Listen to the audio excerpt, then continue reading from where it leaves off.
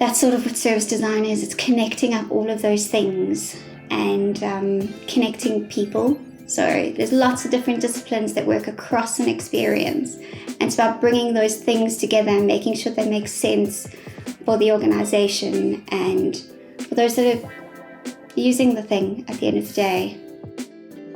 Hi, this is the Edit Undo podcast, where we discuss all things creative, either amongst ourselves or with some cool industry experts. From how they entered the creative space to how they made it a career, and the lessons that they've learned along the way. My name is Stephanie. And my name is Alfie. And if you enjoy the conversation, hit the follow button on your podcasting platform. Hello and welcome to episode 6 of the Edit Undo podcast. It's a new year and we have a bunch of exciting things lined up for you. One of which is a YouTube channel that'll feature the video version of these episodes. But our admin is not why you're here today. In this episode, we have a wonderful conversation with Chomse, a UK-based service designer that originally hails from South Africa. And in this discussion, we chat about a number of things. From how she entered the service design space, to what to expect when you're considering immigrating to the international space. And most interestingly, in my opinion, we have a conversation about some of the contrasts of working in a bank in the private sector to working for local government in the public sector. With no further ado, let's jump right into the episode. Chanel, welcome to the show. Hi, thanks for having me, Alfie and Steph. It's good to be here. Yeah, it's good to have you back. Like Alfie said, I think there's so many interesting things we're going to chat about today. And I think particularly what interests me is I don't speak to a lot of designers or know of a lot of designers that work in the public sector. So I'm really intrigued to, dive into some of the experiences you've had on how that is and what it's like to be a designer for that space. Mm-hmm. So I think, just to get us started, Chanel, do you mind just giving us a little bit of the origin story, sort of how you kind of ended up where you are today, and then we'll kind of let the conversation go from there. So, it's like a bit of a long one, but I always shortcut it. And today I've sort of decided not to do that. So I was in school and my mom ran like a really small printing publication, and she had a graphic designer doing a bit of work for her, and I was absorbed. I was like, oh my gosh, this is so cool. You got to teach me what you know. Mm-hmm. And he kind of said that he can't really teach me. He can give me something to do, and it's up to me to kind of build that gut instinct for myself. These are like the days of Corel Draw and the like intro to Photoshop. And from there, I just knew I wanted to be a designer. I didn't know what kind of designer, but I wanted to make stuff. And I took design at school. I took the subjects I like to do rather than the things that you should do to get into university. I remember coming home with, I think it was natural sciences. My mom said to me, she's like, what are you doing? You can't, you don't study. We're going to struggle here. Went back, changed it for something else that was more aligned with me. Mm-hmm. And then in high school, took over some of what he was doing for my mom. So I was a bit of a graphic designer whilst doing high school. Mm-hmm. And then from there went into label design. So things like, so I left high school, went into label design, milk labels, water labels, that kind of thing. Mm-hmm. And then large format printing. Then my parents sold their house, and all of a sudden, I had money to study. My dad gave me first year money, and I went and did multimedia design at Greenside Design Centre. And because I didn't take the subjects that you should take to get into university, I couldn't go to like a UJ or a tax or whatever was going at the time. To get into Greenside, you needed a really good design portfolio and a certain percentage for English. You needed to have, you need to be able to speak good English because they need you to write things like essays and theses and that sort of stuff. And then I did my stint at an agency when I was done there, like everybody does, or most people do. You know, you do the social media posts and that kind of stuff. Yeah. And we worked on a project for Blue Label Telecoms where they were doing an app. I got to do some UI, very basic stuff, and decided that I wanted to do UX. I wanted to go to UJ. I wanted to do UX. And because I had already done like a bit of an undergrad, I could then apply to do a bit of a postgrad, do my honours in UX at UJ. And I got in. And Terence Fenn runs like a human-centered design program at UJ. It's amazing. A lot of like what Don Norman teaches, Terence teaches. It's incredible. Wow. And then the team from APSA came to see us towards the end of the year. And I fell in love with the way that they were solving problems. What they were doing sounded like it was infectious, and I wanted in on that stuff. And applied for their grad program, got in, rotated around the bank for a couple months doing UX, UI, customer experience, and prototyping. And then found myself always gravitating towards the service design team. They were always, my side hustle was popping in, going like, what are you doing? Can I help? And kind of found home with that team. And worked on some really, really cool stuff. Lots and lots of different projects and channels, different types of customers. And then I was really keen on the idea of seeing what else was out there in the world. Found an internship. You know, I have no issue with starting from the bottom. I really just wanted to learn. And it seemed like the easiest way to do that. So I applied for an internship with an agency that do a lot of work within local gov in the UK. Okay. To my surprise, they replied and they were like, oh, come spend the day with us. I was like, what do you mean? I'm in a different country. And you just want me to fly over next Just week. pop over and come for a Next coffee. Tuesday at 11 a.m. Exactly. So my... I can't remember if Tyron and I were married, my husband and I were married, engaged or not. But he paid for my ticket, my dad paid for my visa, and off I went. Luckily, my best friend lives in the UK, so I had some accommodation, spent the day with this agency, and there's a bit of a threshold in terms of like a work visa and what you need to earn, that kind of stuff. And what they were willing to pay didn't meet the threshold, but they knew of a council that was looking for a service designer, and I had the kind of what they were looking for. And they referred me. By the time I had sort of interviewed for that, I was back home. And then waiting for the visa process and that kind of stuff, we packed up our lives in the space of like 2 months, I think it was. It was like waiting on a limb for a visa outcome, and all of a sudden, okay, let's go. So I flew over in Jan, started my job. My husband's paperwork, there was a bit of a delay, so we were apart for 8 months. Sure, that's tough. But I landed, found somewhere to rent, slept on someone's couch for 2 months. It was fun times. What's interesting when you're speaking about your journey, and I think like many creatives we hear when people share their journeys, is there's so much intuition that happens along that journey. When you spoke of, I didn't take the subjects in school, I should have rather took the ones I liked. Immediately started being so intrigued in this person doing the publishing for your mom's company. There's again that intuition, and throughout your or what you said, intuition is such a core part of being a creative. And even you, Alfie, your journey as well, your intuition said, okay, stuff studying, even though I'm like just on the verge of graduating, stuff that my intuition says do something. And the same with my journey. It's just something I picked up that I thought was quite profound. Yeah, it's those leaps almost, those leaps that we make that kind of push us over the edge, and then it's the trust in ourselves. As a creative, we need to be able to trust ourselves. Yeah, you're right.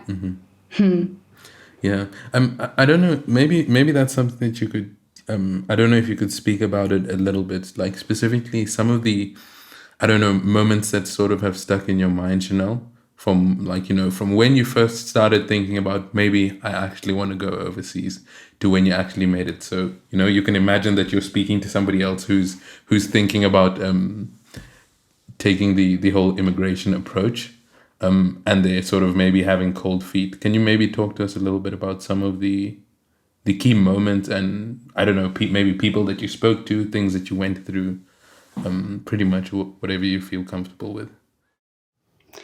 So the design community is really open, and at the time I was joining all these Slack channels for service design, right? Because you want to like learn from those who are doing the thing.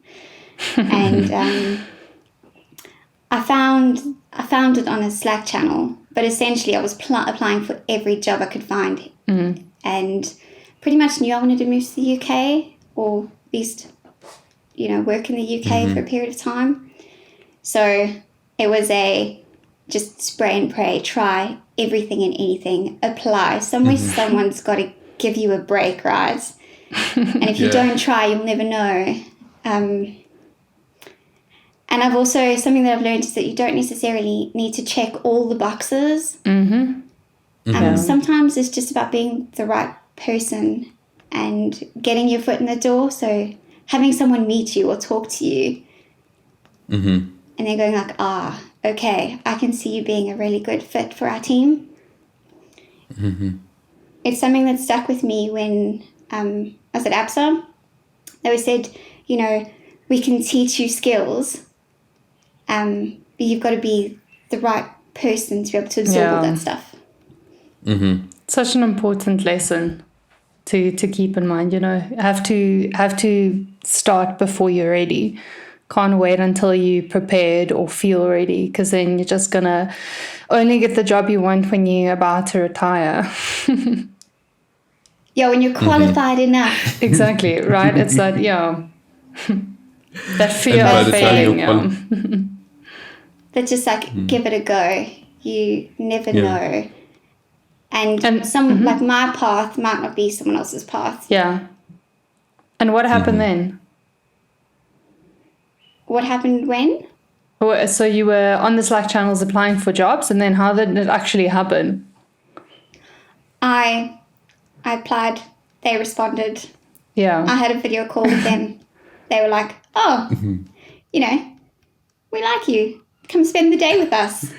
Okay. And like, what is going through your mind when you actually realize, like, okay, this is actually like something that's possibly really going to happen? Because, I'm sure, like, when you're first applying overseas, it kind of feels like a little bit far-fetched, like you're kind of like reaching for dreams. And then, there's that moment when it crystallizes and is now like a real thing. It was mass panic. Like, it went from being like, oh, this will be really cool, to, oh my gosh, I've got to find money for a plane ticket and take leave and calculate how much you need. Yeah. I feel like projects are also like that in a sense. Like, when you get a new project, be it a freelance project or even a real project, it's always like, it would be so great to do work for this, amazing company or whatever it might be. And then there's that strange like moment between when you receive the brief and when you actually start working, when it actually becomes real. And then you start panicking about whether you'll be able to do it. I think, as designers, we're fortunate enough to be in a space where you don't always have to have the answers. And that feels really scary at the moment. Like, you're talking about getting the brief or being pushed off the cliff. You want to know what the end is. But as designers, we got to become uncomfortable with that sort of ambiguous space. Absolutely. Of learning about what the problem is and who the people are and how we're going to get there, rather than what there is. Yeah. I wanted to ask you, so you mentioned when you were at APSA, you did the grad program and you kept on leaning or finding yourself in the service design space.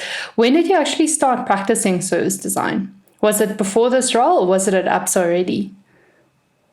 So it was at ABSA. So at the time they had CX, and it sort of evolved into service design. Okay. And then I was a service designer for, I think it was 2 years at ABSA. Yeah. Yeah, I was convinced I was going to be a UX designer. Can you maybe share with the listeners, especially, the UX designers out there, because I find a lot of the service designers now come from UX, or if they come from a space like architecture. What exactly is service design, if you had to dumb it down?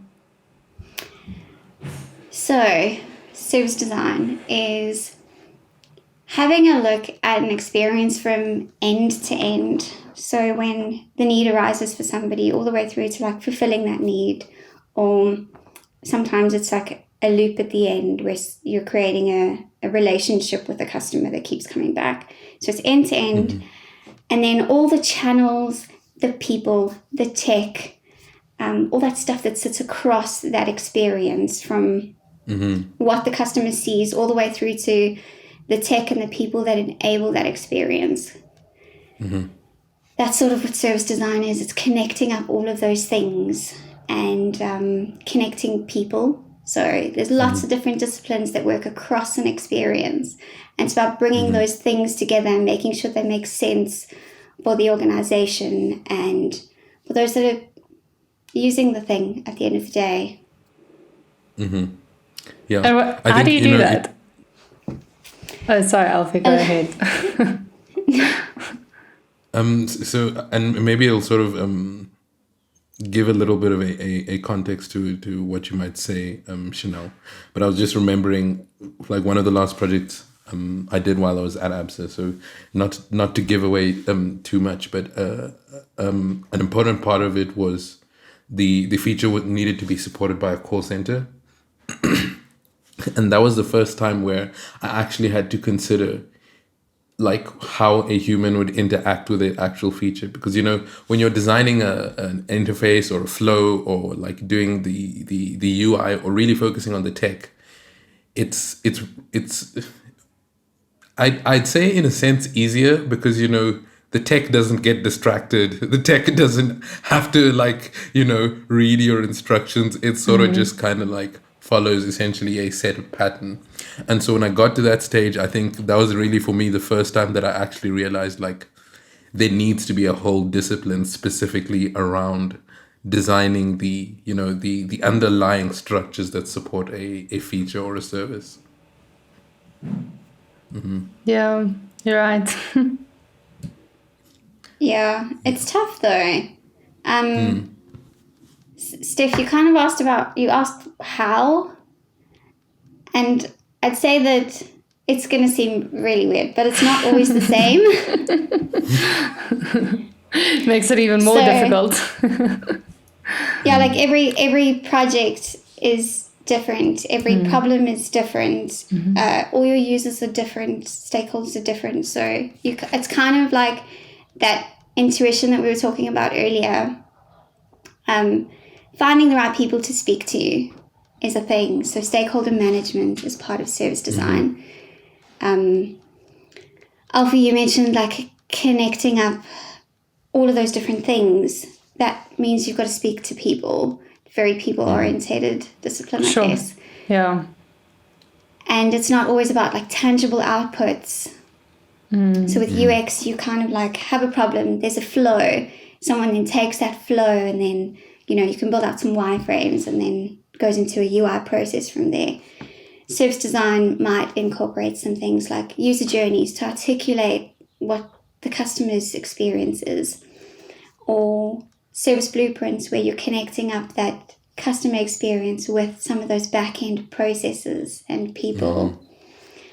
So it's a lot about articulating the problem and the solution in a more, holistic sort of way. Yeah. So we're all working... Oh, sorry. Yeah. Go, Steph. I did a service design project. When was it?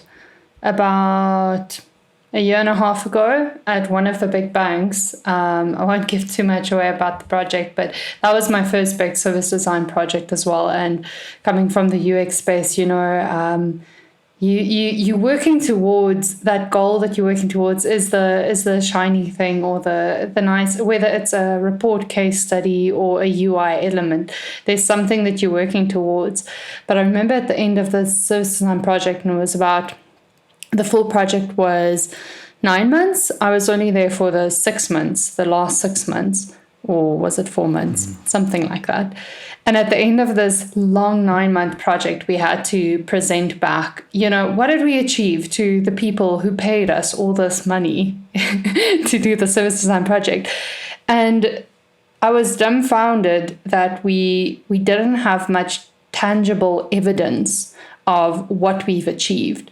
But the biggest thing that we achieved, which isn't small, it's not little, but it was the fact that we helped different departments within the bank get transparency over what everyone's working on. So usually we have the typical stereotype about banks or big corporates in general working in silos, and then there's a lot of duplication of efforts and money gets wasted because we're all trying to do the same initiative in different teams because we don't know what we're doing. So that was kind of our biggest contribution or achievement within that 9-month project, was to connect different teams and different departments, and we uncovered about 9 initiatives that did exactly the same thing, and we started doing that initiative as well, and that's why we stopped.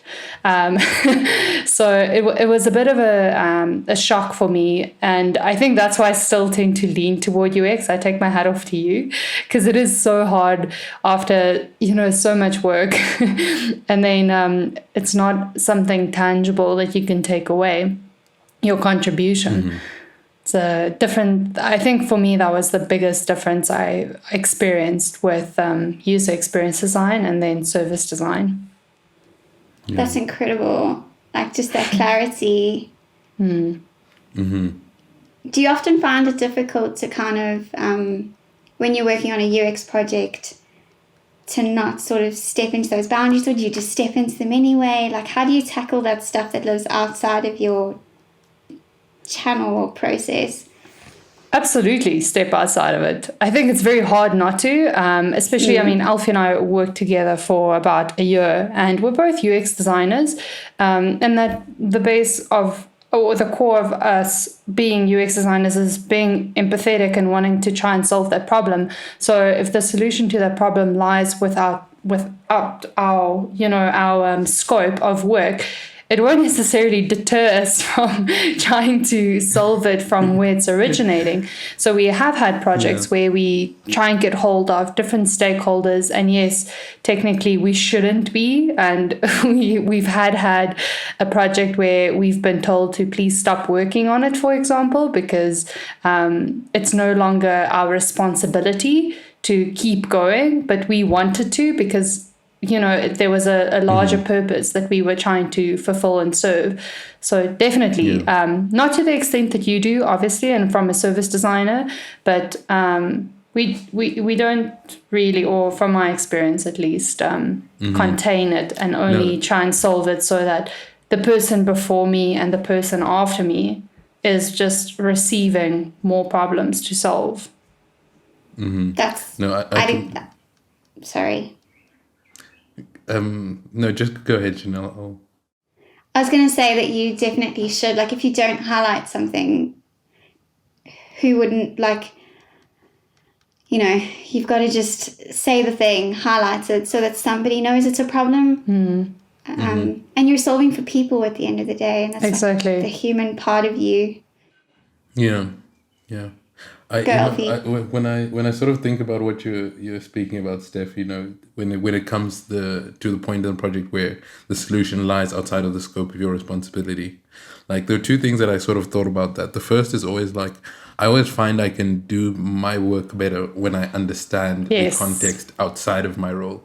Like when I really understand what the developers need to do, and I really understand like what the business analyst or the business owner, like when I understand their landscape, I always find I can deal with like my my area a little bit more effectively. And for that reason, I feel comfortable to sort of like blur the lines a little bit and step outside my realm, for lack of a better word. But the other thing that I also wanted to mention is one of the things I think for me personally, and maybe I'm stereotyping a little bit, but I think because I didn't kind of take the typical like established path into design, the borders seem a little bit arbitrary to me, because I sort of didn't learn about design in distinction. I kind of just dived in and sort of went where the winds took me, and I feel like I've kept that approach to it. So if it does happen that like I see that a problem needs me to understand the role of a business analyst much like a lot better, then I'll go and actually like look at like find a book about user journey mapping and see what like the world of a business analyst and dive into that. If I need to understand a little bit more about the stakeholders environment or experiences, I'll kind of like look for a video or speak to somebody who is in that space to try and get a better understanding of what they do. So I've always found kind of like stepping outside of my environment helps me actually deal with the challenges more effectively. Yeah. Definitely. And we learn so much from those we work with. Yeah. And what we're speaking of is essentially probably why all the roles within our industry keep on changing. The labels become more obscure because there are organizations that see value in the thinking rather than the just one methodology. So for instance, they hire a problem solver, not a designer in this space. So you can see the roles are already evolving a little bit, and they want a design thinker or a systems thinker. And that almost gives you the agency of blurring the lines and going where it is needed, because you are hired to solve a problem overall, end to end, not just in a silo. That's very true. Chanel, I don't know if you mind us kind of like switching gears a little bit, because there's something that we mentioned at the beginning that I want to explore a little bit, and that's kind of like the shift from the private space to the public space. I think not very many people have had that experience, and I guess a lot of designers, especially, just because I don't think many government branches in any country actually really take user experience and design as seriously maybe as the private space does. So maybe first, just a little bit at a general level, what are some of the sort of changes or differences that you've experienced from working at ABSA in a private space to sort of moving to local government? So I've been reflecting on this recently, and it's probably the biggest difference is solving for those that don't have choice. So at a bank, your customers have got choice, and there's always a drive to keep your customer. And in the public sector, people live within a postcode, right? Those are the people that you serve. To uproot and move their lives isn't necessarily possible for everybody. And you're not necessarily just going to move because of service delivery in your area. Like, generally, you can kind of like go, I can kind of deal with that thing. It's going to get better. That's probably the biggest thing. And so how would you say that actually sort of surfaces in, like, your approach to the work that you're doing? Because you did mention the fact that in service design you're really looking to focus on the underlying things that sort of facilitate the experience, and you really are like people focused. So how would you say that kind of like affects how you approach it? I'd say it's pretty much the same. So the organization is really big, much like a large corporate. There are different sort of pockets within the organization. So like you would have different products in a large corporate. You've got social care, education. Those are sort of your products, I'd say. And then sometimes your channels overlap. So it's very, very similar. You've still got the same sort of politics that happen inside the organisation. And I guess being in a political environment, there's a large amount of, you're held accountable to the public. Sure, yeah. So a lot of responsibility. Feels like a lot of pressure. It is a lot of pressure. I think I was overwhelmed when I arrived. I was like, wow, okay, this is big. People can basically strike or protest at the doors. Yeah, and you've got to be really, really careful about how you handle something. And also, you're dealing with people's lives, right? Their children go to school and their education might be impacted, or within like the social care space, like that's somebody's livelihood, you know? It's a lot of responsibility, but also so much opportunity. I think landing in the public sector, I saw how much people care, and it's given me a lot of like a completely different like perspective on the way the government is trying to solve for, you know, people. Yeah.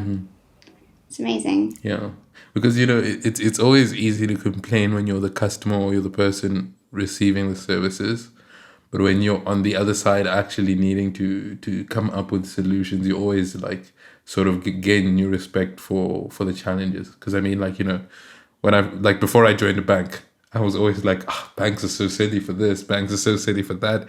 Like, why don't they just do this? And then when you're the one who actually needs to do those things that seem easy, it's suddenly a whole new ball game.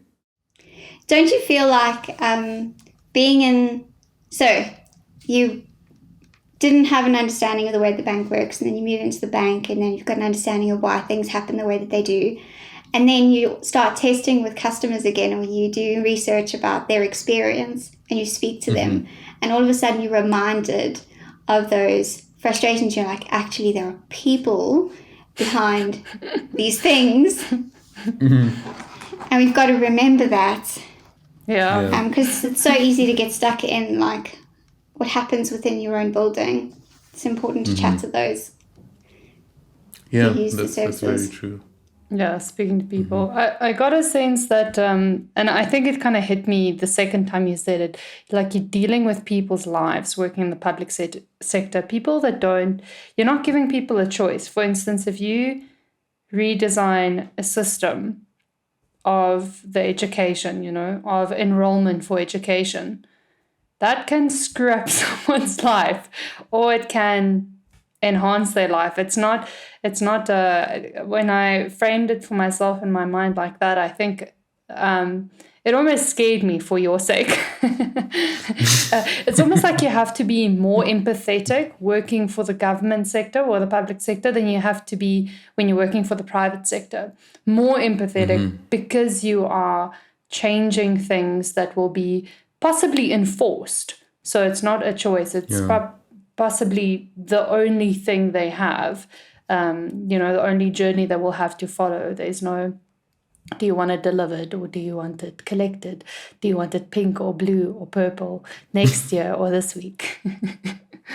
It's so true. Yeah.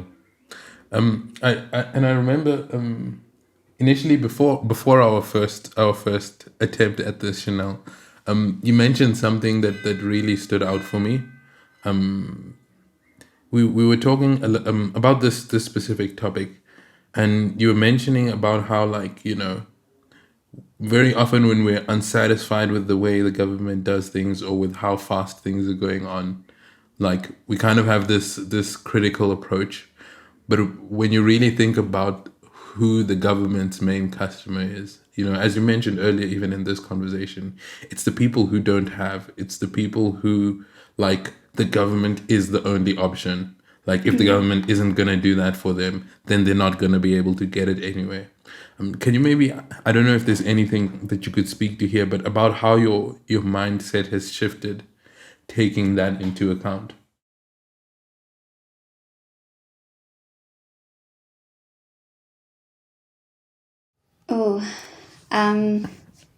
And if there isn't, that's also okay. Maybe thinking about a specific project would help. Maybe even the first one you had to attempt, because that would ultimately be where you noticed the change in approach. So I'd say that we tend to do a lot of research and we tend to speak to a lot of residents before making a change or deciding on a path. It's very much about the residents or those people that are paying their council tax. It's about, like, our approach is speaking to them. I don't know, does that answer, does that kind of... Yeah, I'm with you. I'm with you. So what I was sort of asking about how the mindset shifts from dealing with a person who has a lot of choice to dealing with a person who has no choice. And it sounded to me like you were saying that the way that you actually deal with that or tackle that challenge is by focusing a lot more on communicating upfront and doing the research about the individual's problem. Is that correct? Yeah, it's, I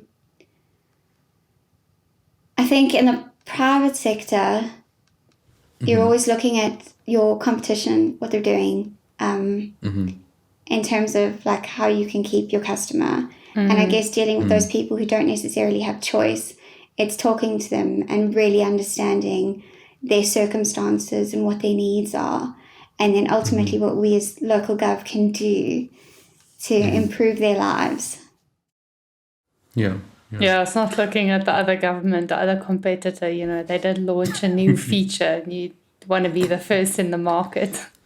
And with that being said, the government community is wide open. There are Slack channels all over the place. Sure. You can literally... The scariest thing I've done is there are these like random coffee chats that I sign up for all the time. I want to speak to other people that are doing things and see what they're doing. And there's something called like Mega Mentor. And I signed up and I just found a service designer in the list. And I was like, I want to chat to you. You're in Central Gov. I want to chat to you. Not realizing that I'd put in a chat with the head of service design for central government. Jeez. Wow.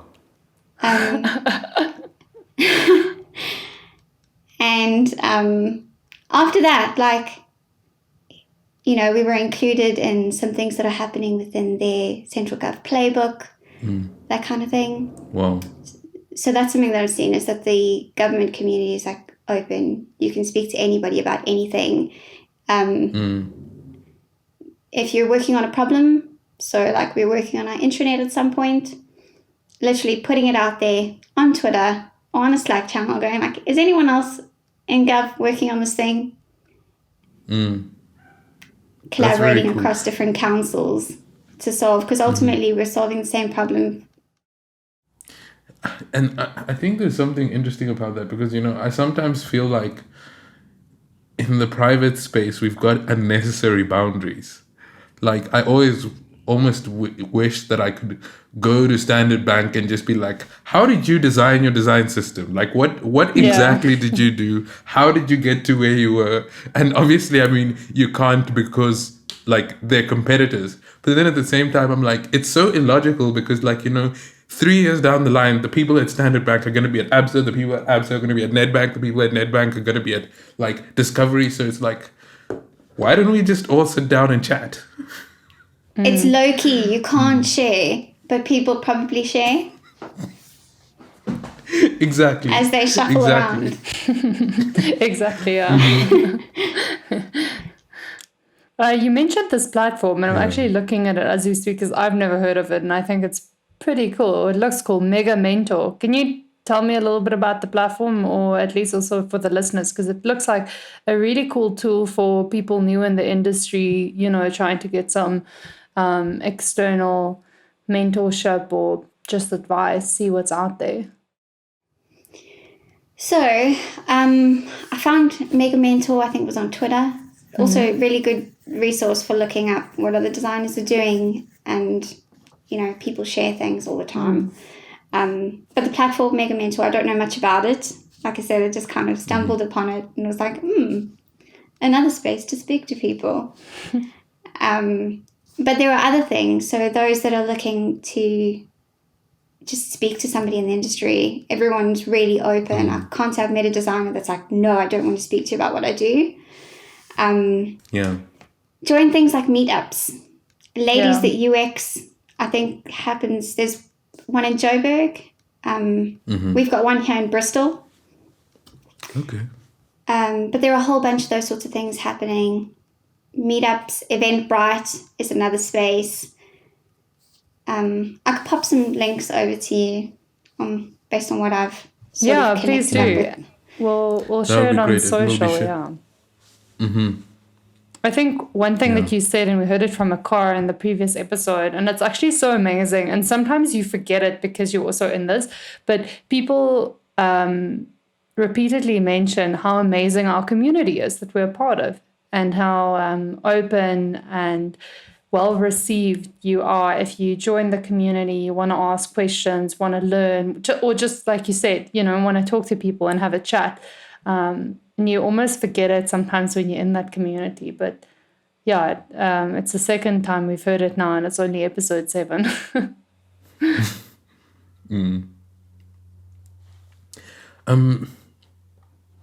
So maybe before we go switch up to one of the other topics we wanted to chat about. I don't know. Is there any direction you'd like to take the conversation in, Chanel? Anything that you're interested in asking? Anything specific that you're interested in talking about before we move on to the next topic? And if not, that's okay. I'm not trying to put you on the spot. That's okay. I don't know, Alfie. It's just like off the top of my head. So maybe then what might be interesting to chat about is are there any projects in the past, either at ABSA or in your time at the local gov, that you'd specifically like to highlight or speak about? Because maybe for a person who isn't very familiar with service design, or someone just starting out, it might be interesting to hear about one of the problems or challenges that you guys have kind of faced or dealt with. Cool. Well, I can sort of chat about a project in both if you like. So at ABSA, I worked on home loans a lot. We were sort of redesigning a really big platform, which was then put on pause, and myself and a UX designer were sent into the contact center to go. Basically, there was a problem that arose, and somebody said, can you go and have a look in our contact center and find out what's going on? So Nicole Gerber and I, she's a UX designer, she was also at Free Thinking. We went into the contact center, spent 3 months just talking to them, having a look at what they do on a daily basis, what kind of demand they deal with, how they get growth and feedback on like what they're doing as people who handle calls, and what kind of problems they deal with in the contact center for customers. And we found that the contact center is handling all of these different problems, and they could be solved on a variety of different channels. So some channels should be picking up some of that stuff so that it doesn't end up in the contact center. And that was a really interesting project, because what it did was helped us align a whole bunch of different channels in a space that we didn't expect it to. We were able to have a look at, those different channels or product backlogs, the channels backlogs, and go like, actually, can we squeeze in a bit of a, you can see your statement over there instead of having to phone the contact center? That kind of stuff was happening. It was really, really cool. Something that I'm super, super proud of. I think you mentioned earlier, Steph, about just creating clarity. And it kind of did a lot of that in a way that was unexpected. But yeah, it was really, really interesting project. And also not with too many like tangible outcomes. Yeah. But it helped highlight some other things we could do. Like from there, we went and had a look at the information that we're sending customers on the website, and we fixed some of that stuff to make sure that some of those questions were being answered. Yeah. And I think you mentioned something we all also experience, which is, going into a problem and having no idea what you're going to find. Like you guys just went to the call centers, no idea, are we going to come out here, design a new ATM? Is it that we need to hire more staff? And it ended up being figuring out, that a lot of the problems they're facing can be solved by other channels. Interesting project. It also helped. Alfie, you mentioned things around how learning about what other people do helps you solve. Yeah. Just spending time with the contact center and understanding what they do and how they do it and what their day looks like helped us empathize with them. It was amazing.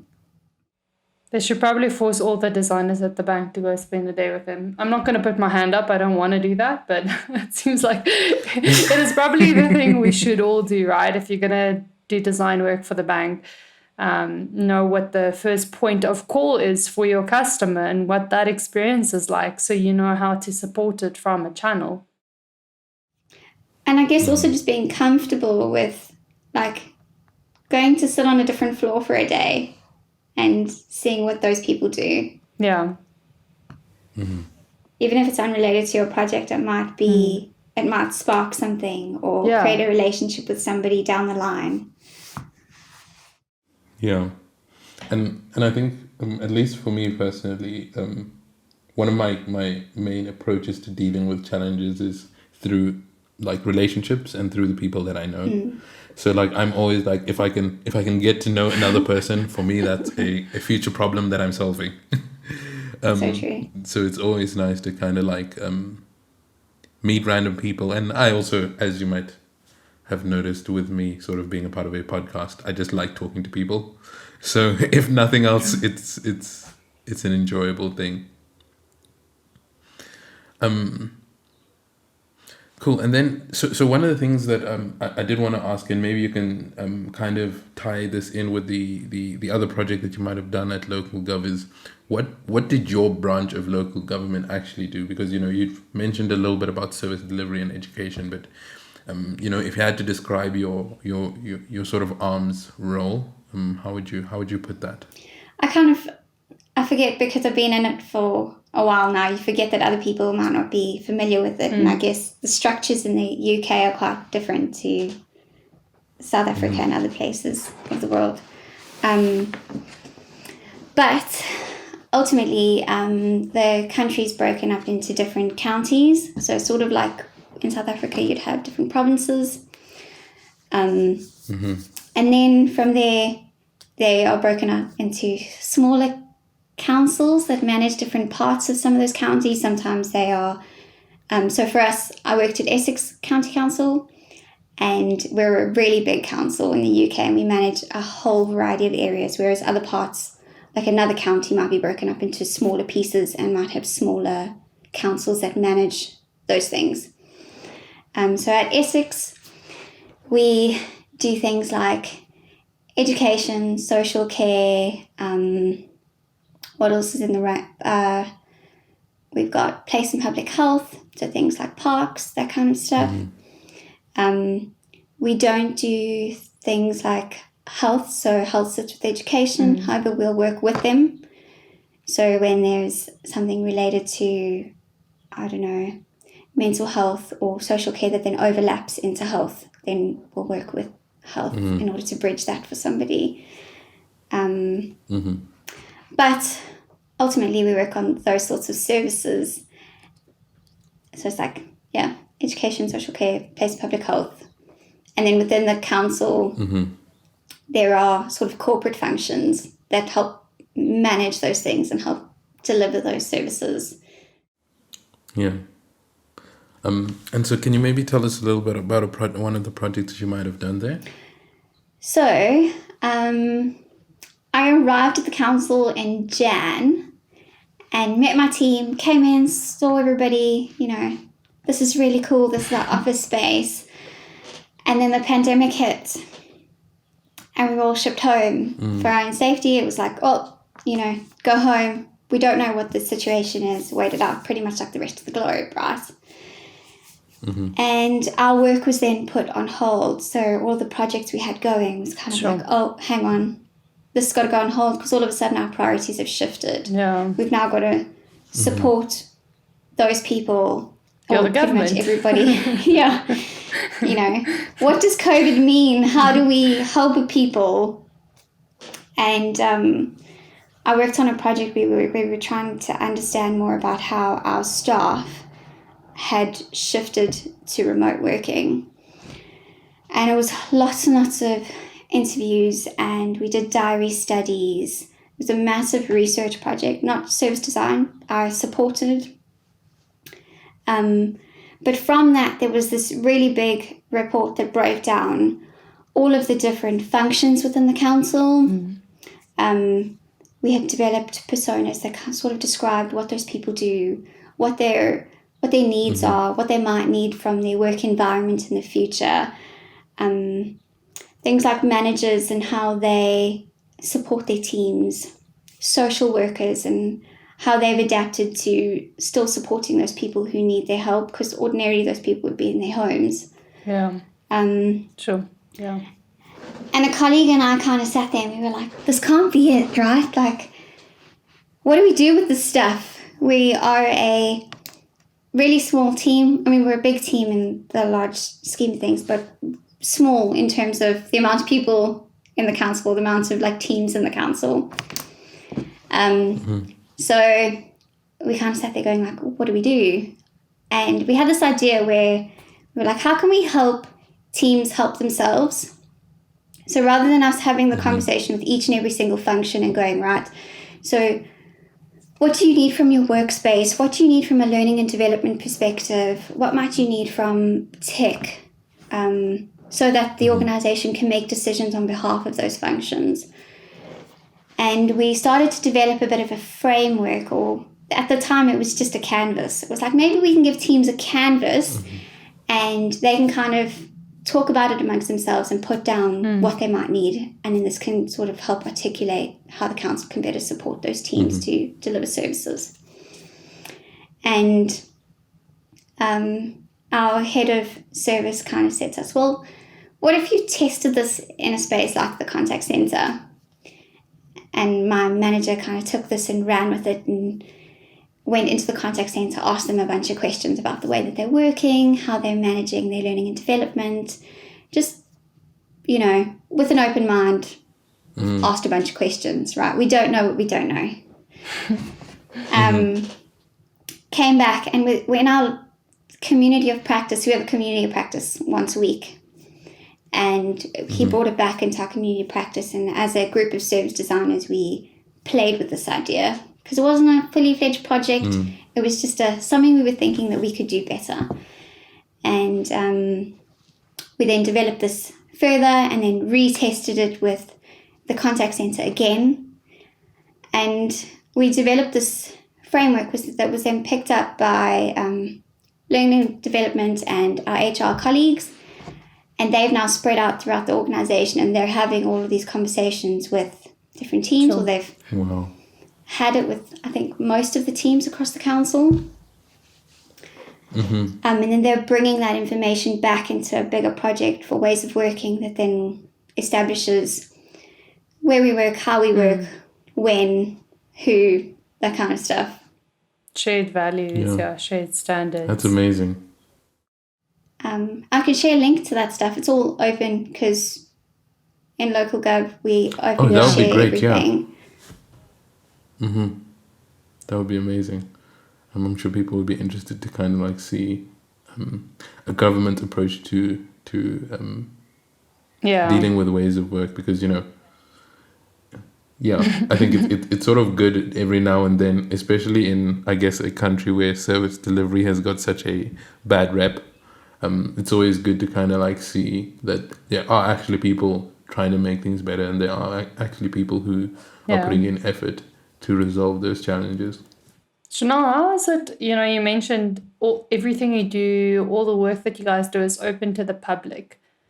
How do you find that as a designer? Because I would find that a little bit frightening, all the projects I work on, that adds another level of fear. So we already have this fear that, oh, we're not going to figure out what the solution is. Now there's also a fear that, well, flip, doesn't matter what it is, everyone's going to be able to see it. It's that cliff situation, right? It's like mass panic. And then someone goes, just stop talking about the thing. And it feels really scary at first. But then you realize that everyone in Gov is doing it. Okay. And the more we share, the more we can collectively solve, because we're not competing with each other, right? Yeah. That's We so do true. that through, we've got a blog. We recently spoke at Service Design in Gov, which is like a conference where we shared the framework, ran a workshop on it, had people test it, give us some feedback. Other than that, we do regular things like show and tells, which are open to anyone in the organisation. And depending on the context, sometimes there are some external people that are included. I love that attitude, of shared collaborative problem solving. Like you say, the more we share with each other what we're all doing, the approaches, methodologies we're using, the quicker the progress is, or we accelerate the ways we work to get to a solution. And it's actually so interesting to hear that, a government team or a public sector team is actually leading that way of working. And that attitude, something that a lot of companies are trying in the tech space. And it's funny because it's usually like the huge tech giants that sort of do that, the Facebooks, the Googles, and all of that, who have got all of the, all of their people are kind of speaking at conferences, doing presentations, sharing their knowledge. And then you go to like the other maybe less progressive corporates, and they're like, hey guys, maybe we should put out a public blog. And then marketing and the PR department just jump down your throat and be like, no, we have to go through this loop, that loop, and that loop. But I think especially as a designer, we actually get to see the value of sharing your work and sharing your knowledge and getting an outside perspective. And I think a lot of companies could actually really benefit from putting more out and really stepping into the public space. I think the big... And I do have to... Sorry, I just wanted to say I do have to commend ABSA for taking that step forward, because they are really trying to encourage the designers of all strokes, really, to start putting out written articles, speak at conferences where you get the opportunity, be or more even part speak of the internally, community, which I think is really good. Creating that community, or just be a part of it. Yeah. Yeah, I'd recommend following apps on Medium. Seen some good things. And our dear friend Dan is doing great things. Yes, Dan is incredible. If people aren't scared of sharing, I don't know. I guess it makes it less... Yeah, if people aren't scared of sharing that idea that they don't know the answers... Because I guess there's pressure when presenting that you've got to have the answers. Yeah. Just creates a bit more of an open environment. That's so true. That vulnerability of, this is the findings, this is the problem. I have no clue what the solution is or what to do next. Or, I'm uncertain, but this is what I did so far. And in a sense, it's actually good, because then you sort of, you lay the question open for the public to sort of give their feedback. Absolutely. It's really scary though. It is. Yeah. That tiny caveat. I guess it's up to all of us, right? Just take the leap and share. Yeah. Ask a question. See what happens. Yeah. Very true. Worst that can happen is you can meet someone new, make a friend. Yep. For me, that's a good enough reason to do pretty much anything. So I guess maybe it hasn't really started yet, so there's maybe not too much you can say on this. But if I'm not mistaken, you're going to be tackling a new adventure at the start of this year. Well, actually, on Monday. Can you tell us a little bit about that? Yeah, so I made the decision to leave the public sector last year. Wow. It feels so long ago. And move into the private sector again. And it basically came off the back of a conversation I'd had with somebody, I think it was like 8, 9 months, I don't know, it was last year sometime. Middle of the year, somewhere I had a conversation with somebody. And like Alfie said, you know, it solves a problem, like a future problem or creates a future relationship. And so Julian at Engine Service Design gave me a call towards the end of last year and it's like, oh, you know, we had a chat and we've got a spot on the team for you if you'd like to join the team. We're keen. And I was like, oh, this sounds cool. Yeah, I'm keen. They've been in the industry for many, many years and they are solely focused on like service design. That's amazing. Yeah. And we're doing some pretty cool things. Sounds exciting. That's very exciting, Chanel. Very happy for you. Really, Congrats. Yeah. really keen to go learn some new things. I guess. Yeah. Well, as someone who has put their foot in that pool, dipped a toe in that pool of doing new things, I have to say, be careful what you wish for. Yes, you're I have moving. found myself in a completely new New space. first- Have you already So at the end started? Yes, I just wrapped up my first week, and it's been crazy. So the organization is in the space of the Internet of Things. So to put simply, smart technology, and it's been such a big shift for me. Like one of the things I realized is while I was at the bank, you know, You thought you were tech savvy. every now and then you deal with things. Exactly. That is exactly it. You know, every now and then you work with a new department of the bank and it sort of feels like you need to learn new things. But at the end of the day, it's the same bank. It's the same stuff. Moving over to this new place, like I sort of realized that I haven't been uncomfortable in a while. Yay. And I'd kind of been getting a little bit complacent. I'm so happy. And yeah, like it's been a little bit of an adjustment for me. But you know, I did ask for new challenges and I do appreciate, like, now that I am actually uncomfortable, I'm like, I actually realize I've needed this. Absolutely, yeah. I've needed to feel like a student again. That's so And cool. so yeah, I think yeah. Good luck. I really look forward to hearing like your experiences at the new place. Thanks. I'm looking forward to hearing yours. Like, it sounds really, really cool. Yeah. I In a remember, month's like- time. Definitely. Sorry. Go, Steph. Go ahead, Chanel. I was going to say, when I was at UJ, we did a multidisciplinary sort of project on the Internet of Things, working with product designers. And it was the most fun I've had in a long time. So I think it's going to be epic. Yeah, I hope so. All right. I think that brings us just about to the end of the episode. Maybe just to summarize, Chanel, can you maybe just give anyone listening that's thinking of moving from whichever space they're in now and they're thinking of moving into service design, and you might be repeating some of the stuff you said, that's okay. What tips can you give someone who's looking to move into service design? Literally just talking to people. So finding a community and talking to people. I think that service design looks and feels like lots of different things. You know, it's not any single thing. You might find a service designer that's got a UX background or a service designer with some marketing background. your background gives you something different to give.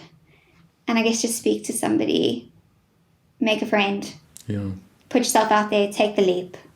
You never know until you try. Amazing. Yeah.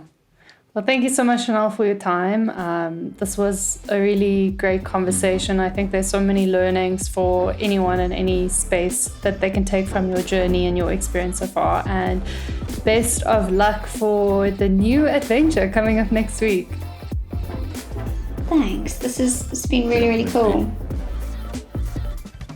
Thank you so much, Chanel. And thanks to all our listeners. You can find us on social media under Edit Undo. Cheers. That's a wrap. Bye.